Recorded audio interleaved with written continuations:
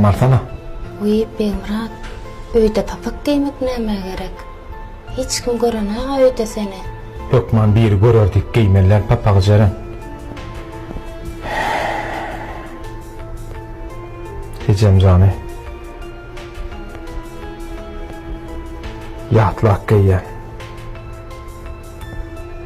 File hormat üçin giýýän. Diýerler dirkä file markany. Dirkä de file ýadym. Bilýän näme üçin çykyp gaýdalmady. Şonda bir ökünýän zadym. Ejeme duýdurman aýtdy. Beýmurat, beýtip bir durma. Bilýän men ol öýden sen näme üçin gaýtandyn. Daýdam jany menem gowurýardym. Öleniň şyryň janyna. Bugün nesip bolsa senem menem işe başlaýas. Bize Allah versin zaten. O daýdan diläli bolar. Ýöne zat üçin urşma. Bolýa.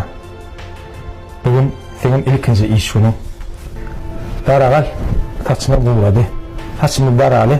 Ha. Eýneli işe gideli. Nesip etenler. Ýör. Sere daşaram sowukdur. Şäýme. Ýoksa da bugün telefonuma beçerlik gelýändir. Ama öyle şu gün becerliler diýdi. Ökün oğlumu içine sana janadarym bolýarmy? Bolýar.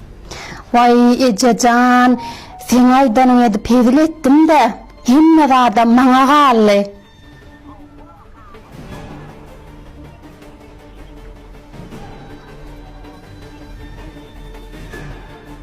Bor ejejan näder diýdaram geler işden goýaýyn men sağ ol.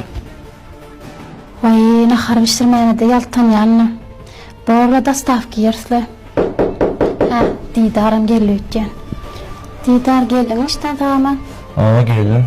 Nahar bişirdinmi? Vay, dastav giyersi? Ay ne diýäň ay bunu? Ne mihman gelme o. Bak çatdyrap nahar bişir. Gel döp.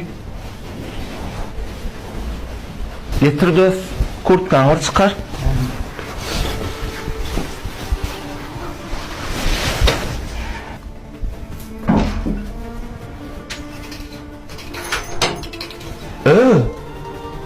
Bir bişirenler kimler o? Mihmanı gelýän men. Bu dam aşda menmi? Dastav giyerdik de uy. İzin pahyym ýoğulun näri? Jiýiniň öýden gidin näri?